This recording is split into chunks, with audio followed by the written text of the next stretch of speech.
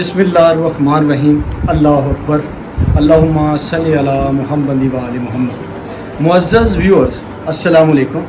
आज काफ़ी दिनों के बाद आपकी खिदमत में हाज़िर हो रहा हूँ और आपसे एक वाक़या जो मुझे पेश आया सुनाना चाहता हूँ। और उससे पहले एक हदीस मुबारका पेश करता हूँ। रसूल अकरम सल्लल्लाहु अलैहि वसल्लम ने इरशाद फरमाया कि कामल तरीन ईमान वाला वो है जिसका इखलाक सबसे अच्छा। अब ये बात काबिल गौर है कि इखलाक में कौन कौन सी चीज़ें आती हैं। क्या सिर्फ हुस्न इखलाक अच्छा बोलना कहलाता है या कि इसमें कुछ और भी शामिल है। तो आपको बताता चलूँ कि इखलाकियात में आपका मुकम्मल किरदार शामिल है, यानी आप अपनी ज़िंदगी को कितने अच्छे तरीके से गुजारते हैं, आपका रवैया लोगों के साथ कैसा है, आपका रहन सहन माशरे में कैसा है, आप ना हक बात तो नहीं करते, आप किसी का दिल तो नहीं दुखाते,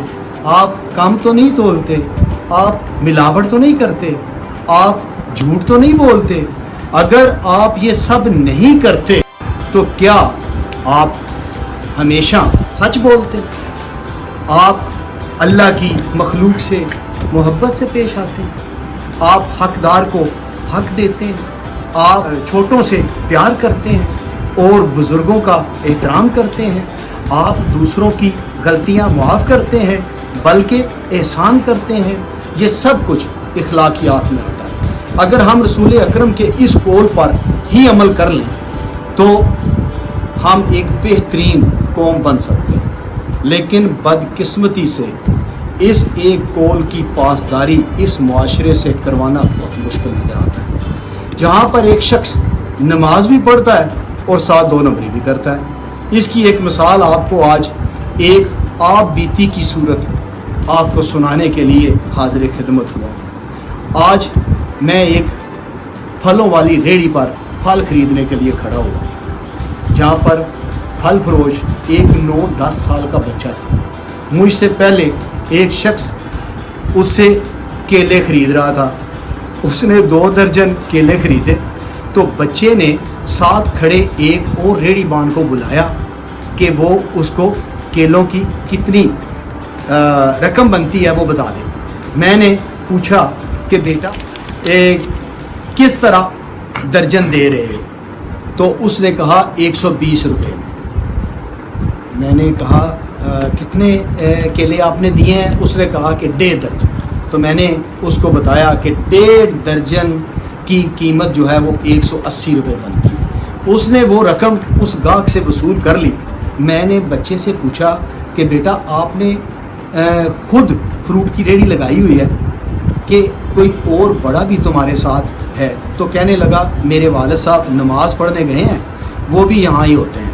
मैंने पूछा बेटा आम किस तरह हैं? तो उसने मुझे उनकी कीमत बताई। तो मैंने आम उठाकर तराजू पर रखने शुरू कर दिए। तो जब मैंने आम तराजू पे रखे तो उस बच्चे ने भी 2 आम उठाकर उस तराजू पे रखे। तो मैंने देखा वो दोनों आम खराब थे। तो मैंने कहा बेटा ये तो आम खराब हैं। तो बच्चा कहने लगा कि ये भी आपको लेना पड़ेंगे। मैंने कहा बेटा ये तो बिल्कुल ख़राब हैं। तो कहने लगा मेरे वालिद साहब मुझे जाते हुए बता कर गए थे कि इस तरफ रखे हुए आम भी तुमने उसमें रखने हैं। मैं बहुत हैरान हुआ और इस सोच में पड़ गया कि इस बच्चे को अभी शऊर नहीं है कि उसके बाप ने जो कहा है वो सही है या गलत है। लेकिन जब ये बड़ा होगा तो ये उसकी आदत में शामिल होगा और वो तमाम तर इखलाकियात जो है वो उनसे बालातर होकर सोचेगा। जब वो इखलाकियात से बालातर होगा तो फिर परेशानियों के शिकंजे में होगा। फिर मुझे मौला अली अलैहिस्सलाम का एक कौल याद आया। क्या खूब फरमाया उन्होंने कि इंसान की तमाम तर परेशानियां 2 बातों की वजह से होती हैं। एक तकदीर से ज़्यादा चाहना और दूसरा वक़्त से पहले चाहना। ये वक़्त से पहले चाहने की तगोदो इंसान को कहीं का नहीं छोड़ती। अल्लाह हम सब का हामी और नासिर हो और हमें हुस्न इखलाक से रहने की तौफीक दे।